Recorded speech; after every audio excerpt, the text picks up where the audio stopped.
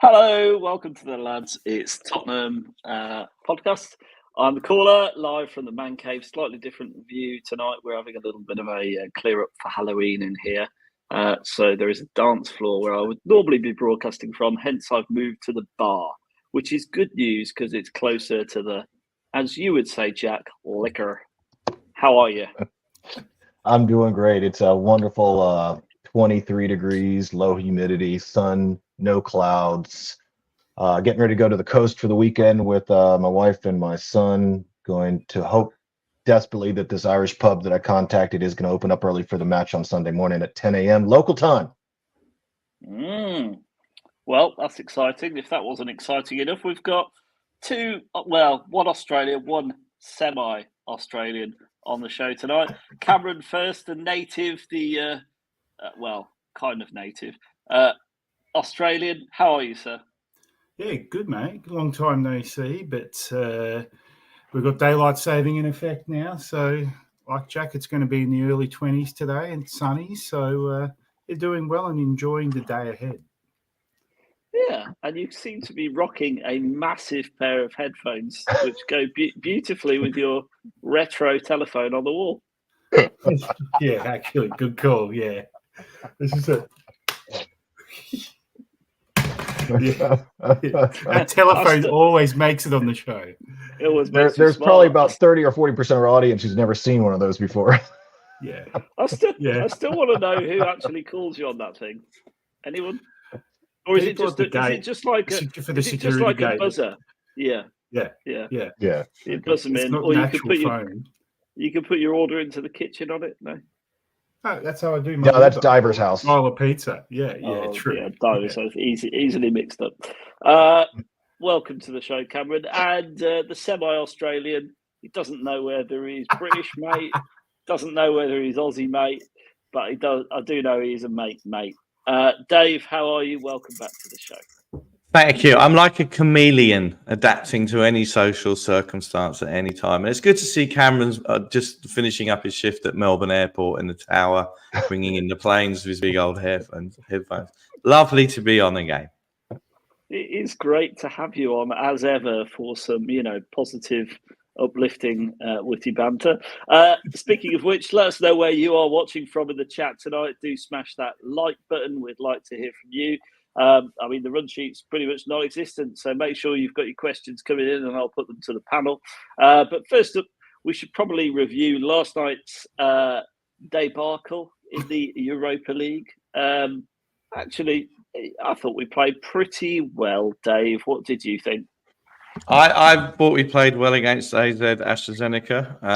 Do you want to talk about the team first? Absolutely. Talk me through the team lineup. Were you surprised to see 10 changes from your countrymen? No, it's good that we do that. I think we've got to rotate the squad. It's good to. I was delighted to see Timo Werner starting again on the left-hand side. He is a talent. He's an absolute talent. I'm sure we'll get into his performance later on, and maybe making. Oh, we won't get into his performance at all. Really, we'll gloss over it like an embarrassing elderly relative at a party. James Maddison was Ange offering him an olive branch after substituting him at halftime. I mean, you're best mates with the Maddison family, caller. What do you think? Well. No comment would be the politically correct answer there. But look, he's the vice captain. Obviously, no Romero. So therefore, no Sonny, obviously, who might not feature, I'm told, at the weekend against Palace. He's picked up an injury. So, he was the only logical choice, really, to put as captain, I think, Dave, to answer your question. Cameron, any surprises in that 11 for you? I wasn't surprised that Ange did it. So obviously he doesn't mind flipping squads. I was at work, so I would admit I didn't watch any of the game. I did see the lineup and thought, oh my gosh, but Ange doesn't flip things up anyway. I've seen it throughout his career. So yeah. Jack, Timo Werner, as you were keen to talk about him, he had another turbocharged game, didn't he? He was electric on the left wing, doing everything right until it came to the final ball or putting the ball in the net. I think he 2 fairly good chances, didn't he? And skied a couple of crosses. What is it with him? And why does Ange keep picking him out there? Because clearly he's low on confidence, isn't he? Oh, no question about it. And I think that's a good observation. I mean, if you actually really, not that you should, but if you really want to tear into his stats and follow him really carefully, he actually does a lot of really great work until it matters. I mean, and it just, I mean, he actually can beat a man. He goes down, he delivers the ball. That first ball to young Mikey Moore, who I've been told is his full name is young Mikey Moore. That was a brilliant ball. It was a great cutback. He placed it on a dime. I mean, just perfect. But we all know what happens when he gets free in front of goal. And that pass back to the goalie that he had, if you actually run it back, his body, I don't know if I can do it, but his body is leaning so far back when he strikes that ball. It is unbelievable. I mean, I can't, his form is so poor. His, you know, if he was a pitcher, he'd fall off the mound. I mean, it's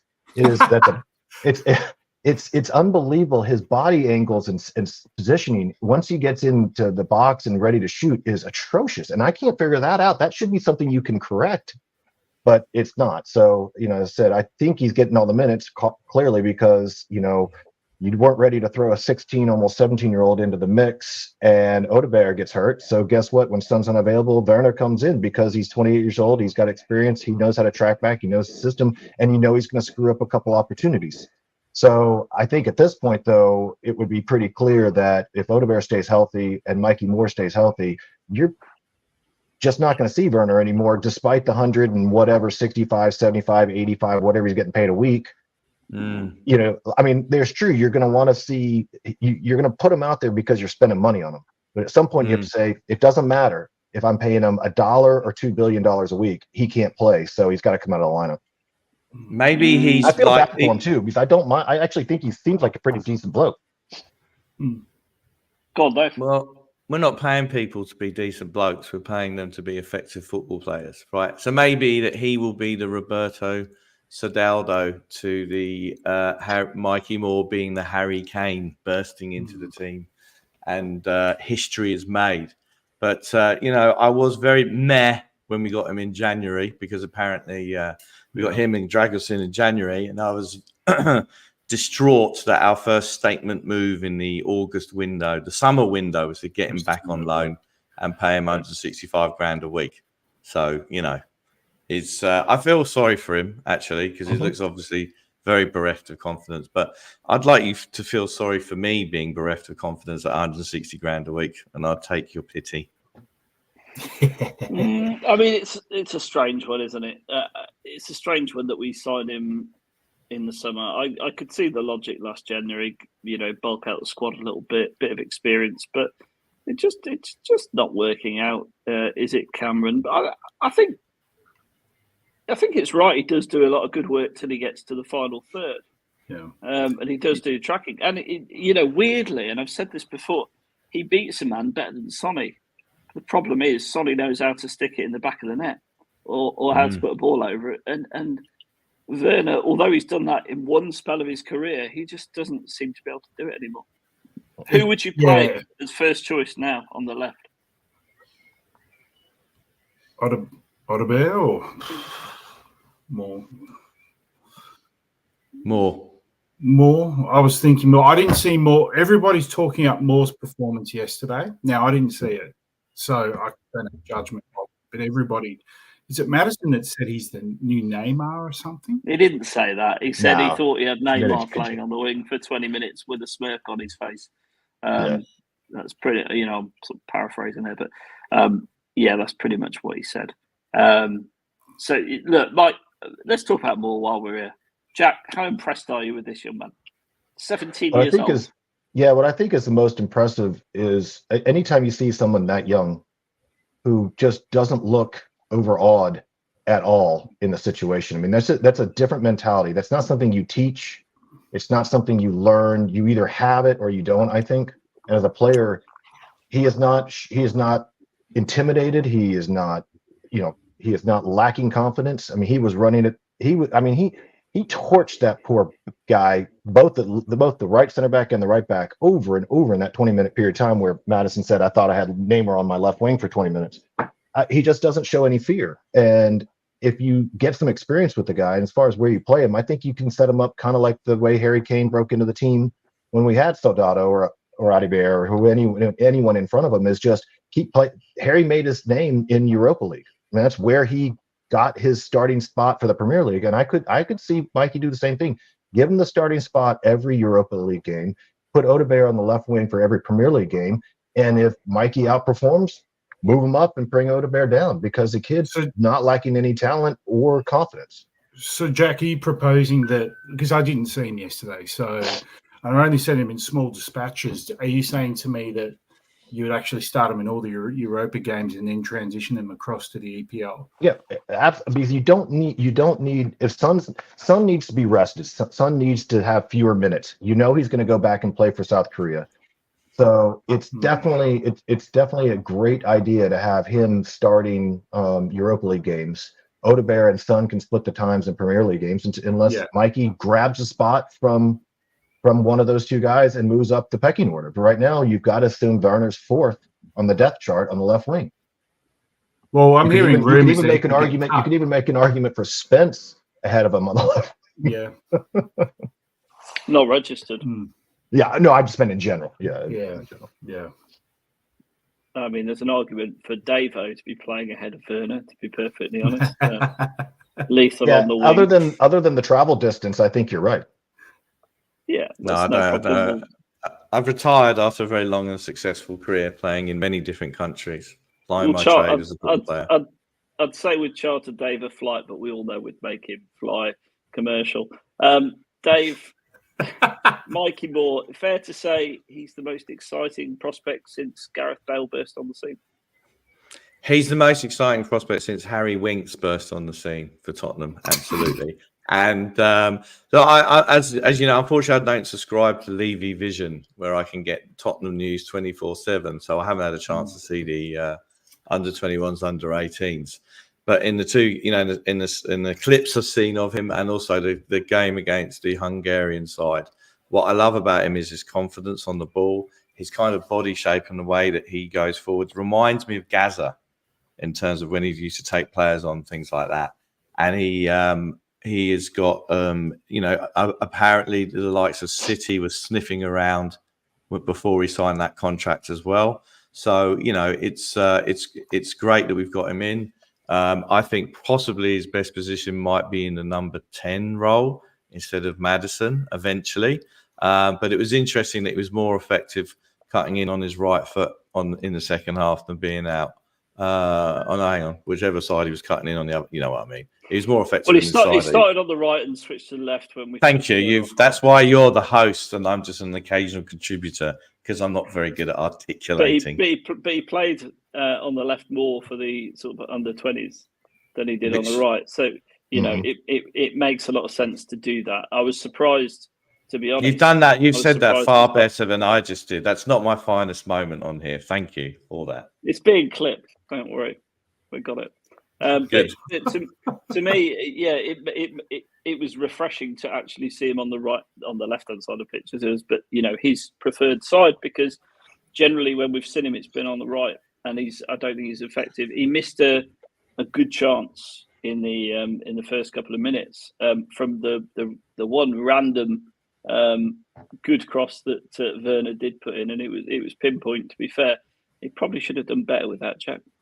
Yeah, that's one of those things where, I mean, he's not a big lad, and he's not probably had a lot of experience in trying to win that type of ball at this level, maybe. But yeah, he missed it. I mean, he missed it by several feet. But that's one of those things where he's in the right spot. He read it. He got there. Didn't connect. It's okay. If that's, you expect your 65 million pound striker, if he's in that situation, it's home. But for the 16, 17-year-old young Mikey Moore, if he misses it, I'm okay with that, especially since you can clearly see that he's just oozing with talent. It was the same miss that Lancashire did in the game against Hungary, because they were both shocked that Werner beat a man and put a decent cross in They didn't realise it was coming. They'd like ordered a pizza and got the newspaper out. They didn't think the ball was coming over. No one expected that. Nope. But I think it's interesting with Mikey Moore. So they said on the commentary, and the commentary was crap, wasn't it? But they said, or the UK feed said it was. They said about Mikey. I don't know what Ange said to him at halftime, but it seems to have put. No, Ange didn't. I don't think he said much to him. I think he just put him on his preferred side of the pitch, and bingo. He's surprisingly he was better in his preferred position. It's amazing, though, isn't it? I think what Ange happens. Yeah, I think what Ange said at half time is, I'm taking off our crappiest player and putting our best prospect in his right position. That's what we're going to do, mate. Tactical masterclass. Yeah. That's 2 subs in a row he's got right. I mean, all is forgiven, Ange. The penalty argument. Did you all see that? Nod your head if you did. Did you, Cameron? I saw the highlights and I thought, not sure. So you saw Maddison walking off with the ball and then changing his mind, and I did. Richie, yeah? I saw Richarlison. Yeah, I didn't see what do you call it, Maddison walking off, because I was only watching the 2 or 3 minute package. So I'm thinking, what's going on here? But then it cut straight to Richarlison lining it up. All right, so, I like the one who did see it. Dave, did you see it? I did see it. Now, it could have, we all condemned and laughed at Chelsea last season when they were all squabbling over the ball for the penalty, right? So it was. We'll go with it. Yeah, I mean, it's a bit unseemly, really. So, if he'd have missed, then that could have been not great, right? So, you could say that Maddison showed great leadership and empathy for his colleague by letting him take the penalty. Widely praised for it as well, yeah. And he'd have been condemned if he'd have bloody well missed. So, I thought it was, it was a good penalty, to be fair. When he took it, I thought he took it very well, very composed. I do think that either of them would have scored it because Maddison's a decent penalty taker as well. But I did think it showed a sign of maturity, Jack, that he obviously took the ball, went, I'm captain, I'm having this, I've won the penalty, I'm having it, mate. And then he obviously, there was some fan footage of him sort of put the penalty ball on the penalty spot, sort of rubs his armband a little bit, like, mystically. I'm thinking, hang on, got the burden of responsibility here. And then goes and gives it back to him. So what do you think about that, chap? Yeah, actually, I'm glad. I saw that this morning. I didn't see that live, but you could literally almost see him just kind of spinning around his head, going through the pros and cons. Do I take this? Do I give it up? And all that sort of stuff. And so I think it worked out, right? That the result always dictates whether or not it was a good decision or a bad decision, right? So yeah. So obviously Richarlison did his job, which is, he fought for it, but he backed down and went and took his place, outside the box. And then when he got the ball, he walked up confidently and he put it home. If that gets saved or he puts it over the bar or whatever, then this is the talking point for the entire game. And now we have to just, like you're saying, Davo, that we become Chelsea type thing. But it wasn't a fight. They weren't hostile. It wasn't as bad as what Nick Jackson and whoever he fought with over it. So I think that you just say, hey, good for Matters. He recognized that he's got a player who really needs confidence, who needs some time on the ball, some, that sort of thing. Strikers need goals. And so I think it was, in the end, a good decision. You're also thinking that you ought to beat this team 2 or 3-0 anyway. So let's go ahead and give the guy a shot. And fortunately, he buried it. And you're right. He took it well. He lined him up, let the keeper move to his right, and just straight down the middle, no problem. I mean, I don't think there was any chance of the keeper standing still because he waited for the keeper to move. No, the keeper. We joked at my house that had we let Werner take it, then the keeper knew what to do. It's just to stand still because he'd hit him right in the face. But no. If Werner had taken it, the goalkeeper would have gone out into row G and sat down and read the paper. I was wait for it to come over here. Right? And that's just the most disappointing thing for me was Richarlison's celebration. I mean, he's been out for 6 months. Is he still doing the carrier pigeon strut when he scores his goal? Yeah. That's his stick. Yours is. It was muted though. It was quite muted. yours has been negative about Levy and all things Enoch. His is strutting around like a pigeon. We've all got our thing, haven't we? When I rarely scored a goal, I went off and was rude about Daniel Levy on the pitch. I don't think so. I was kissing the badge. I'm sure mate. you'd definitely have some anti-Levy celebration. Let us know in the chat what you think Dave's anti-Levy celebration would be if he scored at Hotspur Stadium. How do you have an anti-Levy celebration? Do I get a spreadsheet out or an abacus and burn it on the pitch? Right, all right. What you do is you pretend to jump in your go-kart and you drive around. This is what I'm after. This is what Or do I mime checking into a hotel? No, that doesn't work as well. It's a go-kart all day. Okay, there we go. See, you weren't thinking creatively. Now you are. This is good. Yeah, the creative juices are flowing now. Let us know in the chat what your best anti-Enoch celebration. What you could do is you could rip the accounts out of your jersey and go like that. Yeah, I like it. The next time Dave makes a good point, we'll get him to perform the celebration. Oh, that'll be about 3 weeks. We'll be waiting 3 weeks.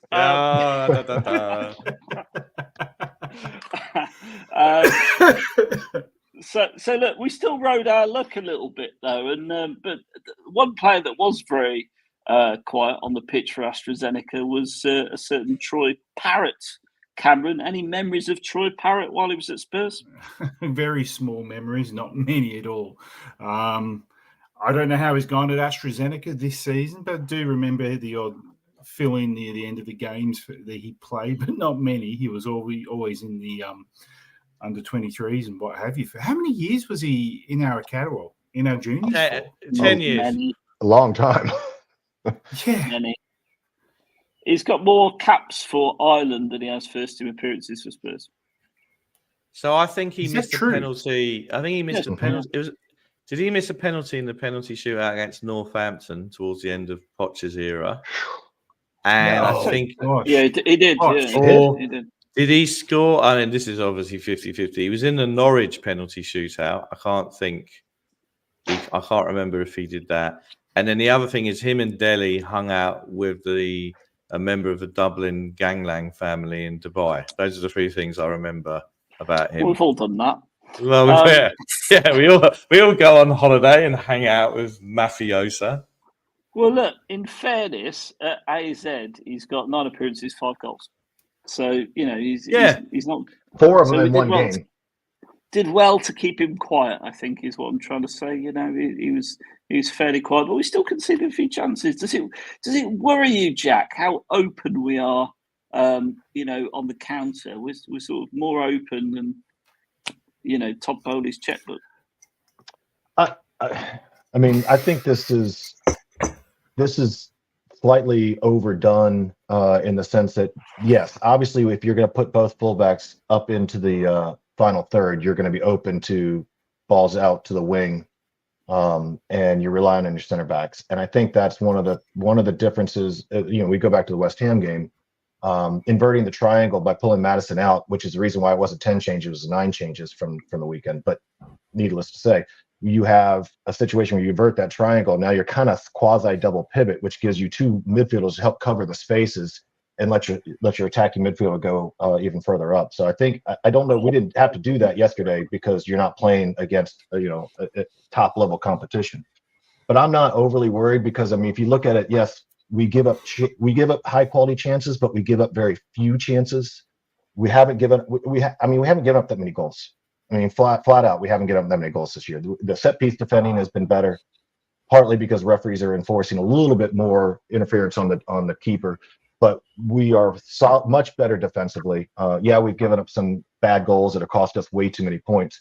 But I think these things are getting worked out. I am not worried about the system. I like the idea. I even think that Udogie stayed home a lot more yesterday than he usually did. He wasn't quite as far upfield, which kind of gave us a little bit of a back 3 because we were playing with just the one holding midfielder at Bentancur. So I'm not overly worried about it. I actually think the team's playing exceptionally well. We've gotten some bad results or unlucky results or what do you want to say, but I think in terms of the play outside of the Coventry game, almost every game I think has been pretty good with some obvious mistakes that cost us, but I think it's getting better and better. We're now 3 games top of the table or close to it in the Europa League. So, think probably 2 more wins and you're through to the round of 16. I had a dream earlier in the week that we won the Europa League, but I also had a dream that Werner had a goal that won the Puskas. So I don't know. So that's a lot of dreaming. I'm not worried about us being that open just because we're not going to change. We just have to get better at what we do because the system's not going to change, with the possible exception of instead of playing the 2 attacking midfielder, playing 2 more in the base of the triangle. Can I just say he's got a lot of baseball caps? Let's be fair.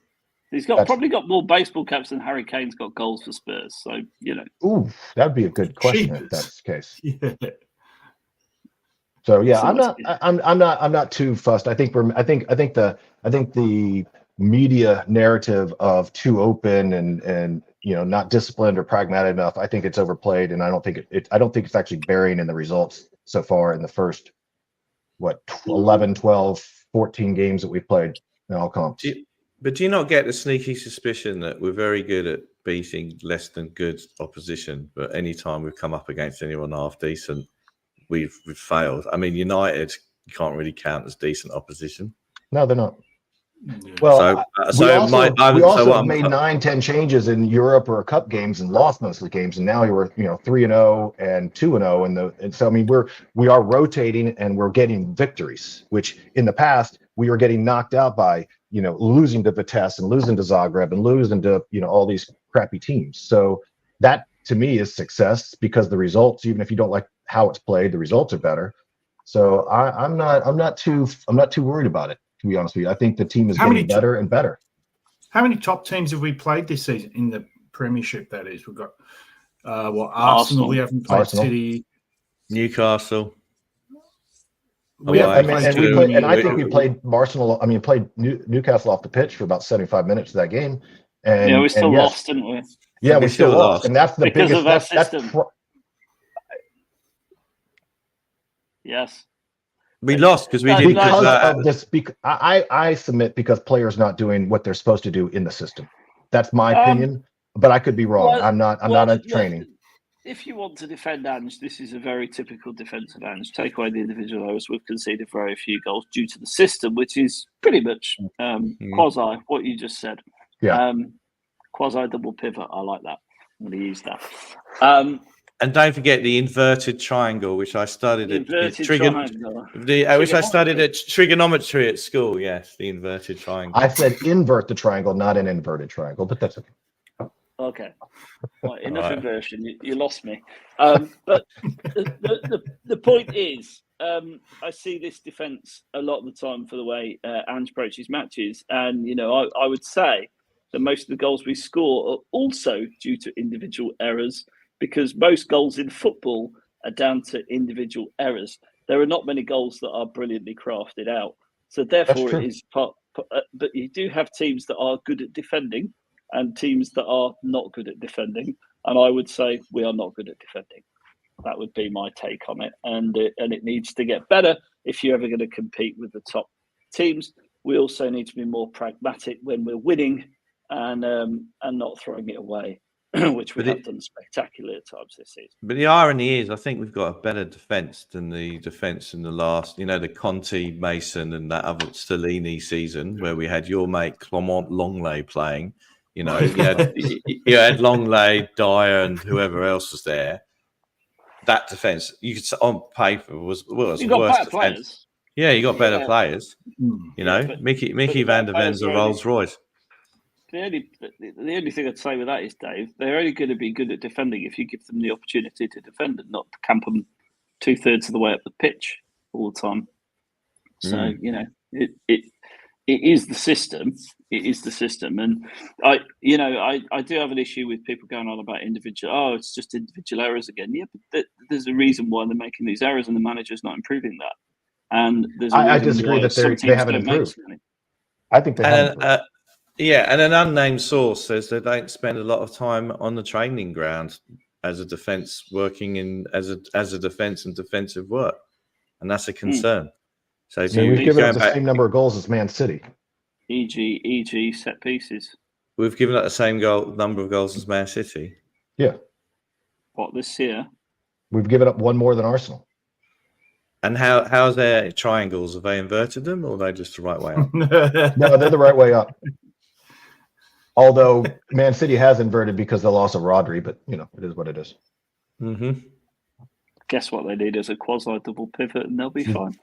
I tell you, I'm gonna go to the supermarket this morning and order a quasi double pivot. Pivot, yeah. That's when you hear it over the tunnel. Quasi double pivot to R6, please. The one selection problem I had, and I still can't get my head around it. Why haven't we got a better sub-keeper than Fraser Forster?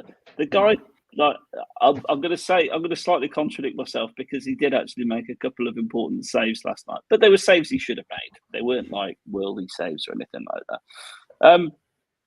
Possibly the worst reserve goalkeeper we've had in donkey's years. Bring back Gazzaniga. Cameron. Thoughts on Forster? I mean, I've seen. Wow. Yeah, just slow getting down. Yeah, he is mad. How old is he now? Because he's been 58. around the traps. 87. 58. 87. He's actually been cryogenetically frozen, and then they bring him out every game. Well, it looks, to be honest, Dave, it does look like he is cryogenically frozen. Sometimes he moves down that slow to his corners. It scares me when he's near the ball. Yeah. You know that save in the first. You know the save he did in the first half. I know the net effect with the wrong hand. With the wrong hand. He saved it with the wrong hand, and I think he'd make a great doorman at the new hotel because he's massive, right? And if there's any problems, it'll be good with the big bags for all the tourists coming in to see Pearl Jam. So I think it'll be. I think he'll have his uses there, but he's not. Look, I actually thought when Lloris got injured in the Stellini, Conte, whoever else season, he did an all right job when he came in because Lloris's last season he was awful. But for in the modern game, someone who needs to be a bit more fleet of foot, shall we getting say? On a bit now. Yeah, so we definitely need a decent number 2 keeper, which I'm sure that Daniel and the board and Amanda Staveley will be sorting out. We're studying the data or the data right now, Dave, to see. You say data, I say data. Let's call the whole thing off. Yeah. Data. Yeah, there we go. Data. Is that what you think, Cameron? From a purebred Aussie. Yeah, data. Cool, John. Well, I'm trying to think of it. I'm going back to this as the worst backup goalkeeper that Tottenham had. Gazzaniga was a good-looking geezer. Come on. He was a good-looking geezer, but he wasn't great. No, he wasn't. He wasn't. There was that incident against Friedel, there's a few. But he would. There's Kirsty Keller. If we're going to go on Americans. Here we go. Apparently, I've opened up Dave for a bit of. David Pleat said that Keller couldn't play under floodlights or something. He got kind of colourblind or something, and they only discovered that years later. It's a true story. So you had Keller, Friedel, but they were both starters. I tell you what was that Italian that we had? We got off Chelsea. Cudicini. He was all right. He was okay. Yeah, he was all right. Good. I like him. Bring him back. He's probably younger than Fraser Forster. Yeah. Fraser's 36. I looked it up. Younger than I thought. Okay. Yeah, that's disappointingly younger than I. Oh, there we go. Michael Vorm there. Thank you, John. John's in here with some data. Nah, Vorm's all right because he's got the same birthday as me, so he's fine. He's not bad. Bobby Mims, but Bobby Mims started. He was the number 1. He was the worst goalkeeper I've ever seen for Tottenham ever. He was dreadful. So worse than Gomez. Gomez. Yeah, Gomez had one. Gomez had one. He started off badly. The season we qualified for the Champions League, he was excellent, and after that, it was pony again. But he was a number 1. You can't, Yeah. Who else was there? I hated Ian Walker, but he was a number 1. So, can't have that either. Yeah, he was England's number 1 at one point as well with those curtains. Dave Clark, so whoever put that up, I'll just hokey-cokey it. Look, Forster saved their asses with that save, withstanding our woeful defending. Udogie is shocking defensively, and Porro is not much better. I'd agree with that to a point. I think that Jack's rolling his eyes at me. I'm going to come to you in a minute, Jack. Don't you worry. But I'll have my say, sunshine. You can have yours. I think Udogie, for me, very good up the pitch. Defensively is a worry. just hasn't been as good as his start to his first career. And Porro's never been any good defensively, but offers you so much going forward that he's worth the risk, in my opinion. Jack, the eye rolling is continuous. I need to hear what's on your mind, sir, whilst I get a drink. I just think that shocking is a hyperbolic word that I mean, he's not a shocking defender. Neither is Porro. They're both being asked to do a very, very, very tough job. Yes, Udogie's defending this season has been worse, I think, than he was last year. I mean, he had some phenomenal good games. I mean, even in the Arsenal game that he got carded last year, after he got carded, he kept Saka pretty quiet after that. I mean, he has the ability. He hasn't been great this year. I don't know exactly reason, but I just think shocking is just an unhelpful word. Is he the best left back in the country? No, of course not. Could he get better defensively? Both of them could. All of them can, because defense is about repetition, attitude, effort, right? It's not Technique. It's about mentally being switched on all the time. It's about discipline. Yeah. I mean, it's they have the physical tools. I just think shocking is just not the right. We wouldn't have given up 9 goals and be third best goal differential if our fullbacks were shocking defensively. I just think this is way overplayed by fans who want to sound like they're cool and smart and can criticize. I don't know. I'm not a fan of it. You're a bit riled up tonight, Jack. Yeah, I am. I really am. I don't know why. I think it's because you told me to bring my A game, and I think maybe I'm going over the top here. Is it the first time that we've been on a YouTube together in years? That have I brought it out in you? I can only apologise to your family if you're going to be like this the whole weekend. Come on. Yeah, that's a good point. You're right. I should settle down. Maybe I ought to have a beer. You should. I mean, offer I apologise to your family, because it's me. I've done it. I'm sorry about that. Listen, I think. Look, Destiny is definitely the best fullback in the world whose first name is Destiny, because there aren't any others. I would agree with that. Yeah. Oh my god. I mean, I think it's positive for this. That's why he's all riled up. We were talking about it before, so Oh my god. I thought. Excuse me. The rule is no. I thought the rule was no politics. But there you go. Listen, I don't think HG has entered the room. Listen. Destiny. Look at Jack, he's lost it. He's gone. His head's gone. Head's gone. On the topic of Destiny, I think that he started really well last season. I think towards the end, where before he got his injury, he was looking a bit tired. And this season, he's just not been the same. And if the only backup we've got is Spence or Serge Reguilon, then that was a mistake in the window. I'd have bought Olnwick, where his name is. No, Kilman, not Olnwick, it's a goalie. I'd have bought Kilman from Wolves. Rotated him. Terrible, by the way, but Yeah, but I would have. Yeah, but he's playing for West. He's playing for. but he's playing for West Ham. What do you expect? So I'd have had that. And he's not. He's a mistake. Yeah. The thing is with Destiny, he was a left wing back. I'm pretty sure, and he was going to come and play for Conte as a left wing back, and obviously Conte wasn't there when he arrived. And I think the other idea was for Perisic would help bring him along as well, and that didn't kind of pan out either. So he's been asked to play as a fullback and then as an inverted fullback. He's done well, but I think that he's a bit of a worry. His form's not been great this season. But to say he's shocking, I don't agree with that. Right. Yeah. I'm with you, Jack. Yeah, right. He hasn't been great defensively.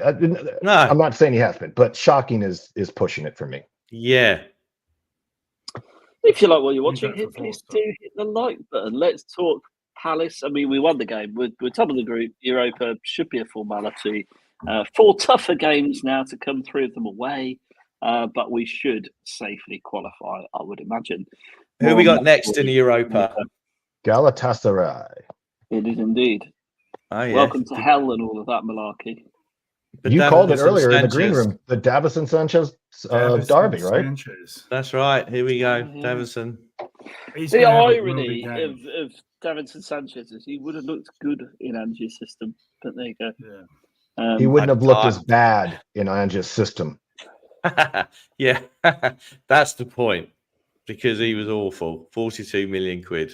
Not Poch's finest hour. No, yeah, I mean, but compared to Davies or somebody else in that, or Archie Gray, whoever weird people we played in that spot, I mean, Luis Sanchez is large and fast, and actually not a bad, sliding, jumping tackle to catch somebody. He's actually not bad in his timing on his tackles, but I would want him the amount of time he would have the ball at his feet in our system. Oh my God. I'm sorry. I'm not. Hang on a sec. I'm not putting up with Sanchez revisionism here. Thank you very much. He was always poorly positioned, always got turned.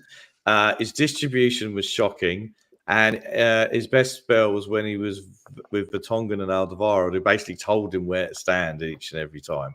All right. So I'm sorry. I'm not revising him. He was rubbish. There you go. Spurs fan John with the updates. Forest about to go 5th. That's crazy. Nuno doing business. Yeah, Nuno had a dream to build a Forest team. Palace at the weekend then. What changes are you making, Dave, to the side that beat West Ham last week? Well, if I was still living in North London, the first change I'd make is make Selhurst Park more easily accessible by road, because it's a nightmare going down there. It's an absolute nightmare. But look, he's going to bring everyone back that he should do. I mean, obviously, we'd all love Mikey Moore to start. And that's Werner. the question. That's the question, isn't it? Sonny is, by rumour, unavailable. So therefore, what do you do? Do you put Mikey Moore in there? Do you put Odebear in there? Or do you stick with tried and tested Timo? I mean... Anyway, you go. Jack, you go. Jack, you go, Jack. I'll be brief. Odebear would be who I start playing for. Yeah. I don't know. You don't know how fit he is, but I would expect the minutes to get split between Odebear and Mikey Moore. Yeah. Any other changes to the team, Jack? I mean, back four picks itself, really, doesn't it? Midfield, I guess the question is, do you Basuma keep Maddison on the bench, maybe, or Basuma? Well, here's the thing. So when we played West Ham, what seemed to unlock them a little bit more is instead of having 2 8s clogging up the channels, we brought obviously Sarri in to play a little bit deeper and let Decky move across. So for me, I would probably play. The thing about Crystal Palace is they don't score. I mean, they don't score. They've scored 5 goals in the league this season, 1 from open play. That's it. It's an own goal, 2 set pieces, and a penalty, and 1 goal from open play. Eze has 1 goal all season. I mean, they don't score. They've lost 1-0. They've lost 1-0. They've tied 1-1. They've tied 1-1. They don't score. So the key here is not giving up more than 1 goal, first of all. So for me, I would rather have Sarr and Basuma playing with the fullbacks, free to go up the field and play. I don't care if you played. I'd play Decky over Maddison just because I think he's a far better form. And you could also consider, if you didn't like the idea, if Odebear's not ready to go 90, you could stick Maddison out on the left wing if you wanted to. So, but I just, I can't see if Werner shows up in the lineup. I'm not going to be happy. Does that make you Ange out then? No. Does it make you Enoch out if Werner plays? No. I mean, no. I'm not Enoch in or out. So I guess playing Werner is not going to change that. So.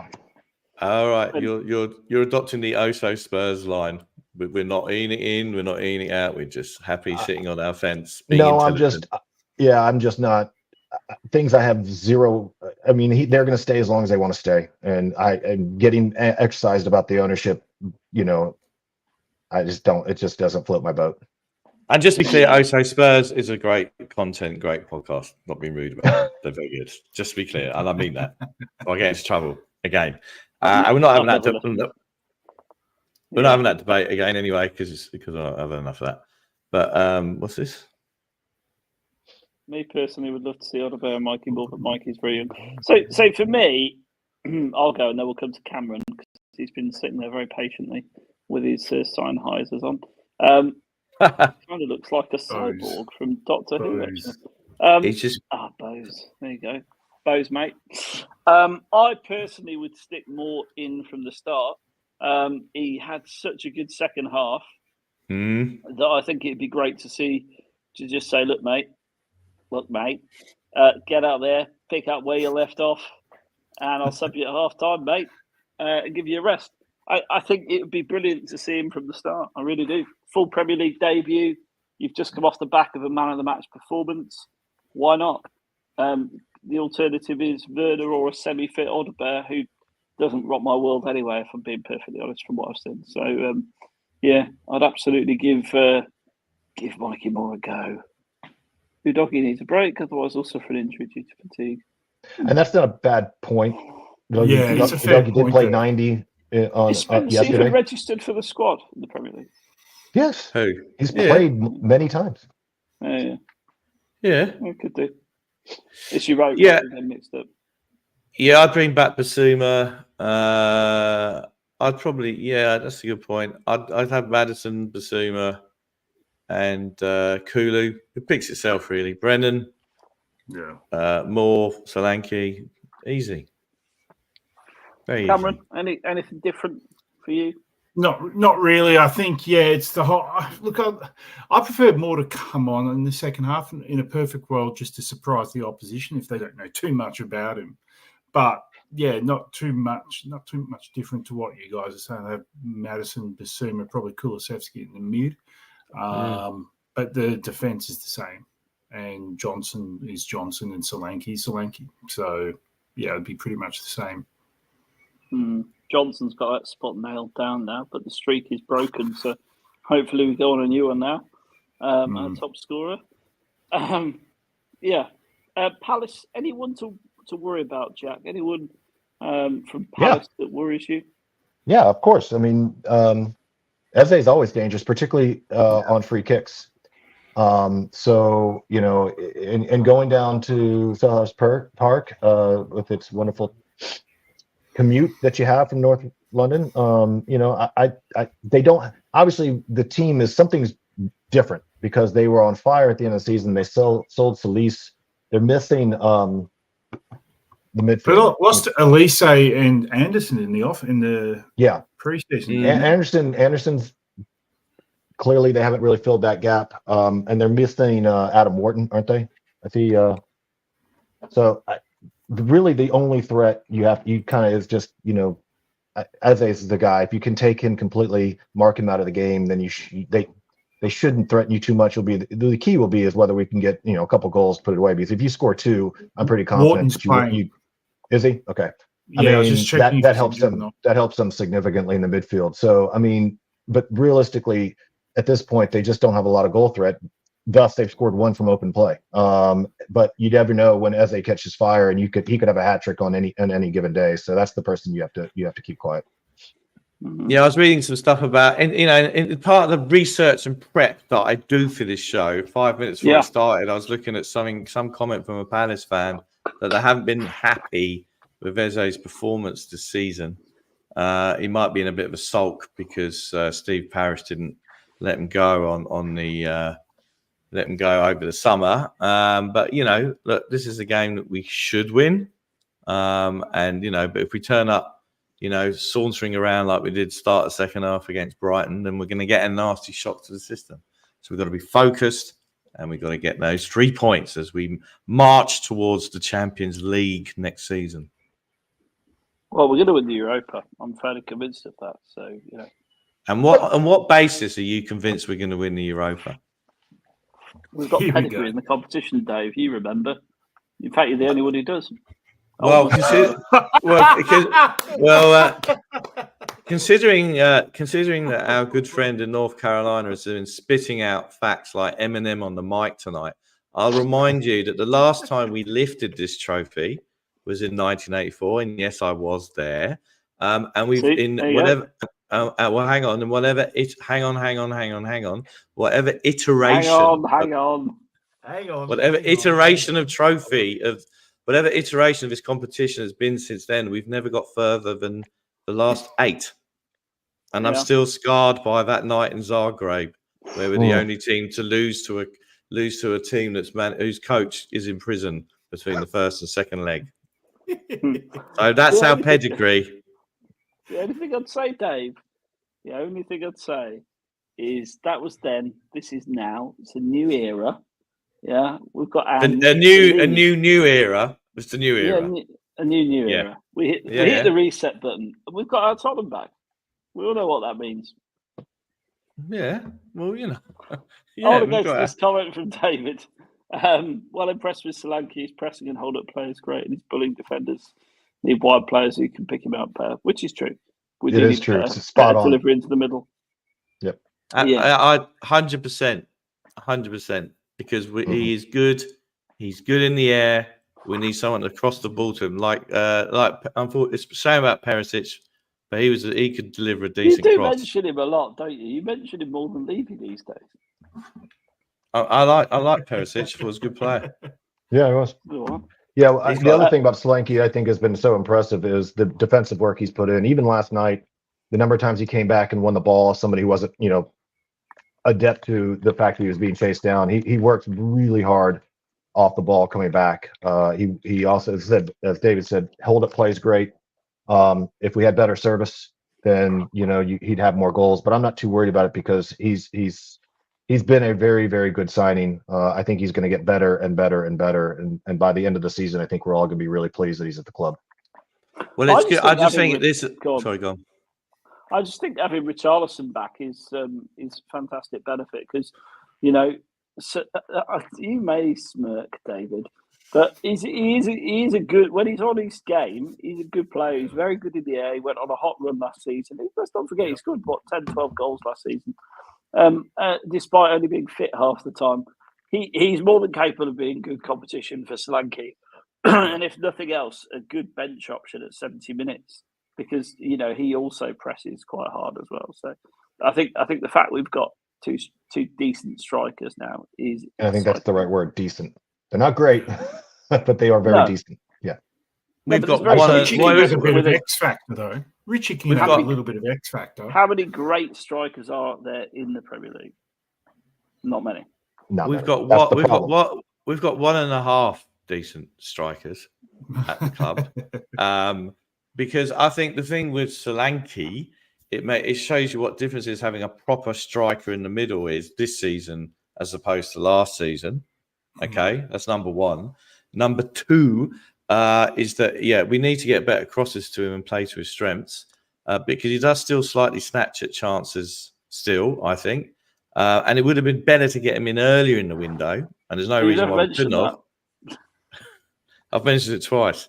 And as for Richarlison, listen, I was ecstatic. Genuinely, I was excited when we bought him. I thought it was great buying a decent player at a lower down club in the Premier League, established, ready to go.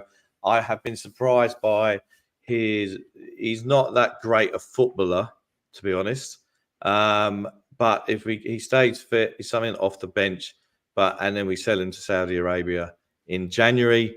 So we bolster our big transfer window war chest. So we go again. Are you secretly the admin on Tottenham official? We go again. I am Tottenham official. Yeah, I run the social media platform. You get paid by Levy? Yeah, because all of this act over the last 5-10 years, it's a Jedi mind trick. I really am. I'm the one at the training ground. Morning, Sonny. I've got a question for you. That's me. Okay. But Cameron, I think. Go on, go ahead. Go ahead. No, go for it. Cameron, I want your opinion on this. I think David is correct. I mean, obviously, I would prefer Solanki over Richarlison because technically Solanki's much better. His touch is better. His dribbling is better. His defense is better.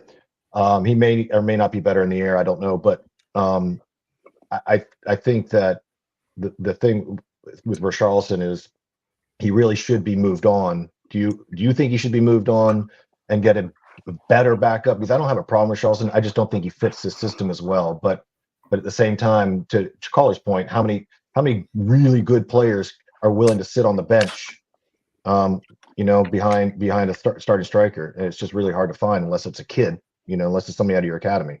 What are your feelings on that? I do think we need to make a return on Richarlison. I don't mind Richarlison. But as a person, as a footballer, look, he did have that streak last year. And now we've got Solanki in there.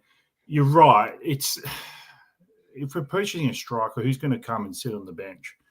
In the notion that we are regular in Europe, then that probably is more alluring. But how many good strikers are about at the moment that would actually consider wanting to sit on the bench? Not many. Well, the only way you get them to do that is you pay Man City wages. And we all know, right, Dave? We don't pay Man City wages. So that's the only issue. to wash it's up easy. Germans. Only to what? Washed up Germans. I thought he said washed The up. voice from the dark. I thought he said washed up sermons. What are you talking about? Well, I mean, yeah, I think that's the dilemma. I mean, for a backup striker, there aren't outside of a couple of teams, there aren't anybody sporting much better players than Richarlison, even though he's not great. That's the reason I call him decent. Or internet. And I don't mind as a backup. I just don't know how long he's going to be willing to be number two. But everyone says this. Oh, you know, you can't have, no one wants to be a backup striker. Blah blah blah. Look, Dave. Let me stop you there. I want to ask you a question. How many Premier League teams have got two really good strikers? You know, one on the bench, one in the team. Name them.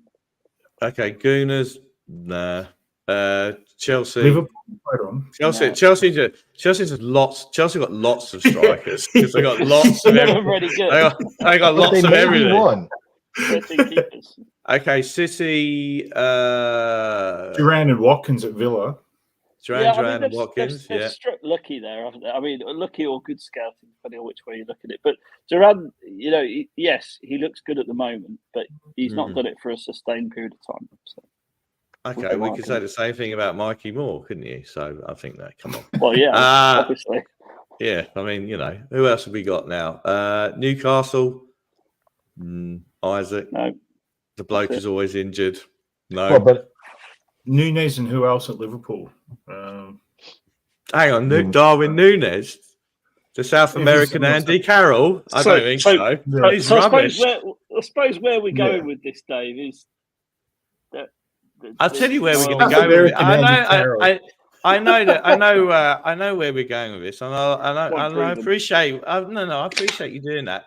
But what I would say is that of those teams that you talk about, they've still got a lot of good options coming off the bench. And in the modern game that we have here, the three up top are going to play across the line and are all capable of scoring goals. And we don't quite have that coming off the bench now. So Richarlison, yes, he had that spell last season where you stick a cross in the middle and he doesn't have any time to think about anything, is his best way of getting a goal, plus a Perisic cross. But he's always injured. You can't rely on him because he's so injury prone. All right? So what I'm saying is you need optionality off the bench. We don't quite have that yet. I'm not convinced about the bloke we got in from Burnley. He could be this season's man of Solomon. Thank you. And, you know, so it's okay. Two strikers, one club. I get that. I mean, City had the bloke who's Alvarez. gone off now. Yeah, Alvarez. He was a good option. And they away. City are a bit of an exception to this, to be honest. Yeah, but the Gooners can. Yeah, but the Gooners can like bring Trossard off the bench. You can do a job, right? Yeah. So that's what I'm talking about. Yes, well, I would just elaborate your point slightly better, or explain your point slightly better than you did. We need better options for the second time.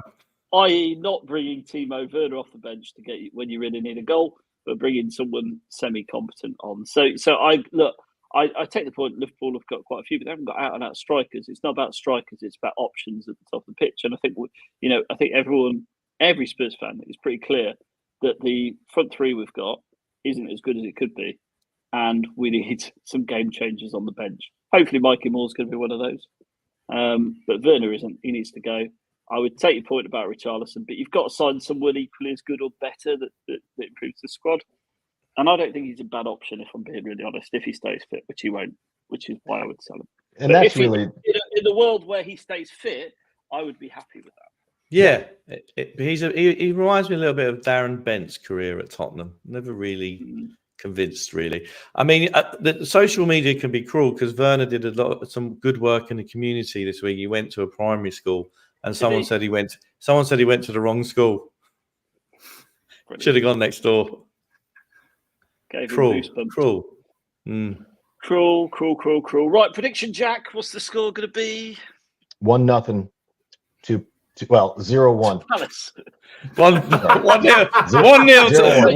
to Palace. 0-1. Let me get this clear. What kind of crack are you smoking? You think we're going to keep 3 clean sheets back to back? 3? What's the third? We let in against West Ham, didn't we? Oh, all right, 2. Yes, is the answer to your question. Good stats. No, we always concede. Yeah, back-to-back clean sheets. David, not going to happen. Talk some sense. We're going to win 4-1, right? Yep. And Mikey Moore's going to score on his debut. Timo Werner's going to get 2 and will be subbed for standing ovation from the Tottenham away end. And I fancy a Mickey van der Ven marauding run a la Graham Roberts in this pomp to score another goal. 4-1. And then we will have a Vicario flap at something. And that's how they'll score. To be honest, Mickey van der Ven is probably a better wide option than Werner. Oh, absolutely. Yeah. It's not even close. Nope. Yeah. No, it's not. I mean, he I'm serious. He could play the position. I have no doubt about it. He's a bit clunky, but yeah. Cameron? 2-1. I think it'll be a bit cagey, but yeah, we'll win. To Tottenham. Oh, just checking. I mean, there's a lot. Yeah, there's a lot. Yeah, I assume this is 2-5 and not 5-2, but he didn't specify. Yeah. No, that's fine. We'll let him get away with that. But I think for my money, it's going to be a needlessly tight game where we'll dominate, miss a shitload of chances, and get a 2-1 win. I don't see us keeping a clean sheet. Jack, no. I will have some of what you're smoking. Please pass the pipe, because there is right here in the drawer. There is no chance with this manager, Angie's kamikaze tactics, that we are gonna like not concede. I'm just reading the comments. Can we bring up David Clark? Can we bring that comment? He's a bit hormonal tonight, isn't he? No, bring that up. That's funny. What, this one? Who's got? No. This one? That one. Yeah. Yeah. Who's got tweeting birds in their background? Oh, it's always Cameron. It's always the Aussies. Yeah. No. We used to have this with Aaron Jolly when we first started the podcast. We'd be recording an audio podcast, as it was then, on the cheese room. And you would just hear wild birds and the odd police car going past. Sorry, mate. I'm sunny outside. Yeah, it's sunny outside, so there could be a few birds out there, mate. I used to have tweeting birds in the old place, but not anymore. But you're in a concrete jungle of Sydney, aren't you? Don't have many birds there, do they? Yeah, I'm in the projects, mate. I'm going to go off and tag a bus stop later.